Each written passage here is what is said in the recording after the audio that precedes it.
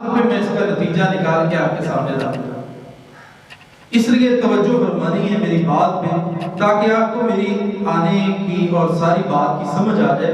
رسول اللہ صلی اللہ علیہ وسلم نے فرمایا حق کو چھپایا جائے گا، حق سچ اس کو بتایا نہیں جائے گا، اس کو چھپا لیا جائے گا۔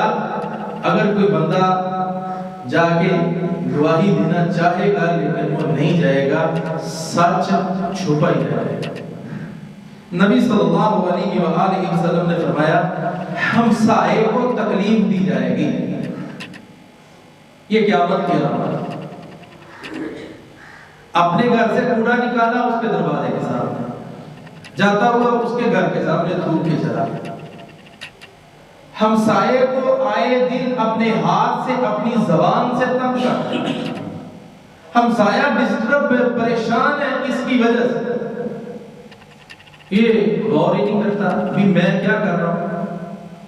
نبی صلی اللہ علیہ وآلہ وسلم نے فرمایا اللہ کے رسول کے سامنے سے ایک بڑھیا کا تذکرہ کیا، اللہ کے رسول فلاں عورت ہے، نمازی ہے، روزے دار ہے، تہجد کی پابند ہے، صدقہ بڑا کرتی ہے، اللہ کے رسول اس کی زبان سے اس کا ہمسایہ تنگ ہے، فرمایا اس کی عبادتیں اس کے کام نہیں آئے گی، وہ عورت اللہ کی جہنم میں جائے گی۔ کتنی کاوش ہے، سردیوں کے گرمیوں کے اس نے روزے رکھے، نمازیں پڑھی ہیں، تہجد پڑھی، ہمسایہ تنگ ہے۔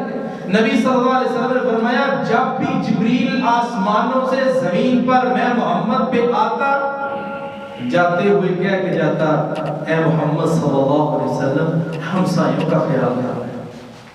فرمایا جب بھی وحی آتی یہی بات کہی جاتی، اور مجھے اتنا خوف لاحق ہو گیا بھی یہ نہ ہو کہ کہیں جب وراثت کی تقسیم ہونے لگے تو یہ آیتیں نازل ہو جائے کہ آپ کے ہمسائے کا بھی آپ کی وراثت میں حق ہے۔ جبریل اتنی بار کہہ گیا کہ مجھے یہ ڈر لاحق ہو گیا۔ تو اس سے یہ سمجھ آتا ہے کہ ہمسایہ جو ہے اس کا کتنا خیال رکھنا۔ رسول اللہ صلی اللہ علیہ وآلہ وسلم نے فرمایا قیامت کے نزدیک ہمسائے کا خیال نہیں رکھا جائے گا۔ اللہ کے رسول نے فرمایا جو بندہ ہمسائے کا خیال نہیں رکھتا وہ بندہ ایماندار ہے ہی نہیں۔ یہ حدیث ہے رسول اللہ صلی اللہ علیہ وسلم۔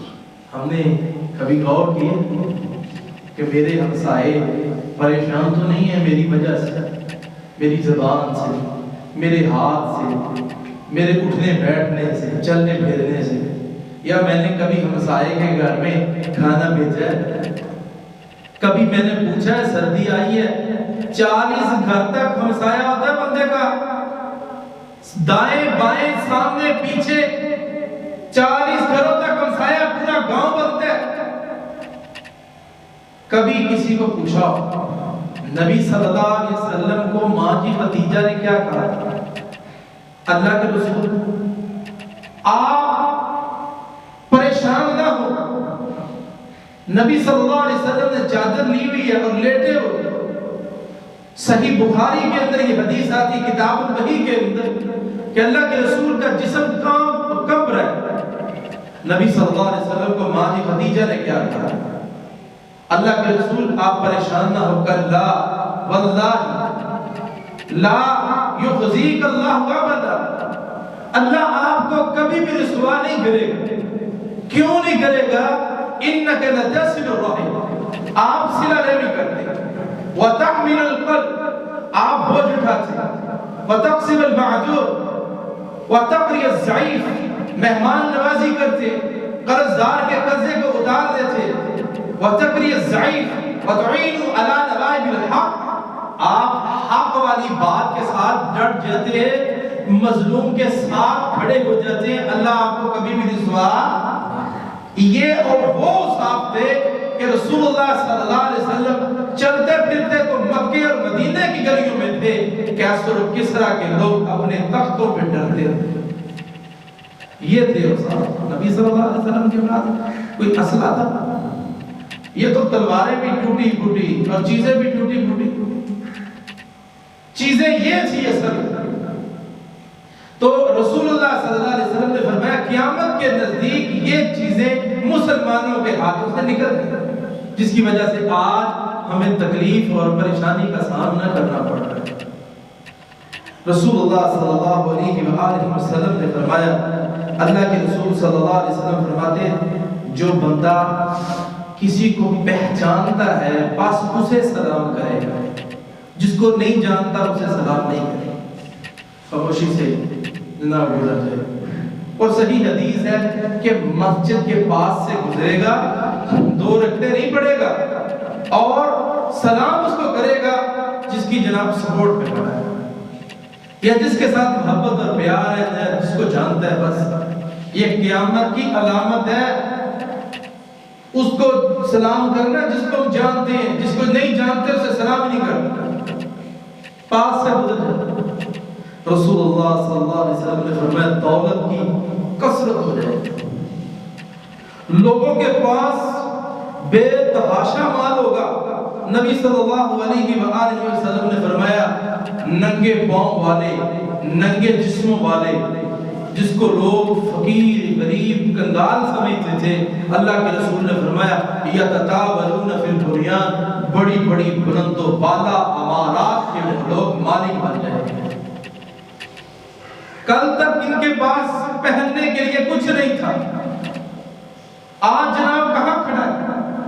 اور رسول اللہ صلی اللہ علیہ وسلم نے فرمایا ایک عورت، اس کے پاس اللہ اس کو بچہ دے گا، وہ بچہ بڑا ہو کے اپنی ماں پہ حکمرانی کرے گا۔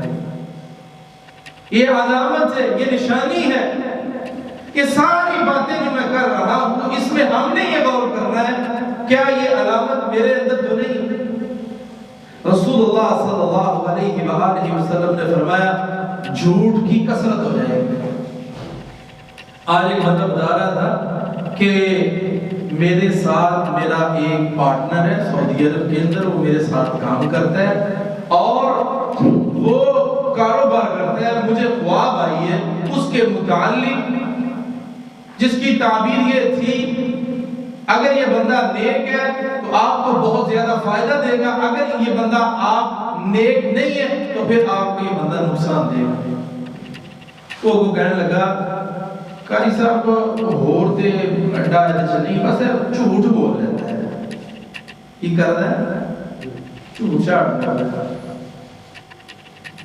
رسول اللہ صلی اللہ علیہ وسلم نے فرمایا مومن بندہ، نیک بندہ، اس سے چوری تک ہو سکتی ہے، زنا تک ہو سکتا ہے، صحیح مسلم شریف کی حدیث ہے، فرمایا مومن بندہ جھوٹ نہیں بولے گا۔ تو میں نے کہا کہ جو بندہ بات بات میں جھوٹ بولتا ہے بھی تیرا پارٹنر، اس کے اوپر دھیان رکھ، یہ خواب میں تجھے اشارہ دیا جا رہا ہے، اس کی طرف توجہ کر، یہ تیرا مال لے جائے گا جھوٹ بول۔ رسول اللہ صلی اللہ علیہ وسلم نے فرمایا قیامت کے نزدیک گانا، موسیقی عام، گھر گھر میں گانا، موبائل کے اندر گانا عام ہے۔ کیا میرے موبائل کی جو ٹون ہے وہ بجتی ہے، گانے پہ بجتی ہے، یا میں نے تلاوت لگائی ہوئی ہے، یا کوئی سسٹم ایسا کیا ہوا ہے کہ گانا نہ بجے؟ کہیں میں ان لوگوں میں نہ شامل ہو جاؤں جن لوگوں کو علامات قیامت کے طور پہ بیان کیا گیا ہے۔ یہ غور کرنے والی بات ہے۔ اور قرآن مجید کے اندر اللہ کہتے ہیں ان الذین یحبون ان تشیع الفاحشہ، وہ لوگ جو یہ پسند کرتے ہیں کہ نیک لوگوں کے اندر بے حیائی کو پھیلا دیا جائے، فرمایا ہم ان لوگوں کو سخت عذاب دیں گے۔ تو اس لیے اس چیز کے اوپر غور کرنے کی ضرورت ہے۔ نبی صلی اللہ علیہ وسلم نے فرمایا زنا عام ہو جائے، اس سے بچنے کی بڑی اشد ضرورت ہے۔ رسول اللہ صلی اللہ علیہ وآلہ وسلم نے فرمایا حرج عام ہو جائے گا، حرج۔ صحابہ کرام نے پوچھا اللہ کے رسول حرج کیا ہے؟ فرمایا القتل، قتل۔ فرمایا نہ قتل کرنے والے کو پتا ہوگا کہ میں نے قتل کیوں کیا، نہ مرنے والے کو پتا ہوگا کہ مجھے قتل کیا کیوں گیا، میں کیوں مر گیا مجھے پتہ ہی نہیں، اور مارنے والے کو پتہ ہی نہیں کہ میں نے کیوں مارا۔ اور اس وقت جو حالات اور جو معاملات ہوتے ہیں آپ غور کر کے دیکھیں، مارنے والے کو سمجھ ہی نہیں ہوتی میں نے اس کے فائل کیوں کرایا، تو مرنے والے کو بھی پتہ نہیں ہوتا میرا کیا قصور تھا، مجھے کیوں مار دیا۔ رسول اللہ صلی اللہ علیہ وآلہ وسلم نے فرمایا ایک بندہ سارا دن دوسرے بندے کے مال کی حفاظت کرے گا، اس کی جان کی حفاظت کرے گا، اس کی عزت کی حفاظت کرے گا اور اس کی دولت کی حفاظت کرے گا۔ جب رات ہوگی تو راتوں رات یہ بندہ اس کے مال کو بھی لوٹ لے گا، دولت کو بھی لوٹ لے گا، اس کی عزت کو بھی لوٹ لے گا۔ یہ قیامت کے نزدیک ہوگا جا کے۔ اللہ کے رسول صلی اللہ علیہ وسلم نے فرمایا جو محافظ تھا وہ لٹیرا۔ اب لوگ بندہ رکھنے سے ڈرتے ہیں، کس کو رکھیں اور کس کے ساتھ چلیں؟ جو محافظ تھا وہی چور نکلا۔ رسول اللہ صلی اللہ علیہ وآلہ وسلم نے فرمایا پیٹ کا فتنہ عام ہے، بندہ نہیں دیکھے گا کہ میں کہاں سے کھا رہا ہوں، کہاں سے کما رہا ہوں، کہاں سے آ رہا ہے، پھر کہیں گے دعا نہیں قبول ہوتی۔ نبی صلی اللہ علیہ وسلم میں بندہ پیدل چلے مکے جائے، عرفات کے اندر کھڑا ہو جائے، دونوں ہاتھ کیا یا یا یا ربی، حدیث میں آتا ہے جو 3 بار یہ کہہ دیتا ہے اوپر سے آواز آتی ہے جی کیا چاہیے، یہ کہتے ہیں یا ربی یا ربی یا ربی۔ حدیث میں آتا ہے 3 بار کہنے سے اللہ آواز دیتا ہے آگے سے بندے کو، کہ کہتے ہیں یا اللہ میری دعا قبول کر لے۔ اتوں بات ہوتی ہے تیرا کھانا بھی حرام، تو جڑا لباس پہنے ہے نا یہ لباس بھی حرام دے پیسے